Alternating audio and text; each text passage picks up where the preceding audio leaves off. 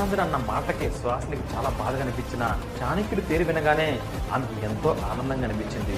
కనీసం చనిపోయే ముందైనా చాణక్యుని చూడగలుగుతున్నందుకు ఆమె చాలా ఆనందపడింది. సుహాసిని తీసుకొని కరణానందుడు రాక్షసుడు నందుల నరకంలోకి ప్రవేశించారు. నేరుగా వెళ్లి చాణక్యుని బంధించిన ఆ చెరసల తలుపు ముందు సుహాసిని నేలపైన పడేసి తలుపు తెరవండి అని రాక్షసుడు అన్నాడు. వెంటనే రాజభటులు ఆ తలుపును తెరిచారు. ఆ గది అంతా నిశ్శబ్దంగా ఉంది. చిన్న శబ్దం కూడా లేదు.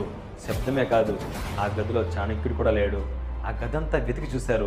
ఎక్కడ చాణక్యుడు కనిపించలేదు. వేసిన తలుపులు వేసినట్టు ఉన్నాయి, కానీ చాణక్యుడు మాత్రం మాయమయ్యాడు. గదిలో నుంచి బయటకు వచ్చిన ఒక భటుడు చాణక్యుడు తప్పించుకున్నాడు ప్రభు అని చెప్పాడు. ఆ ఒక్క మాటతో సుహాసిని గట్టిగా నవ్వడం మొదలుపెట్టింది. రాజా, ఏం జరగబోతుందో నీకు అర్థమవుతుందా?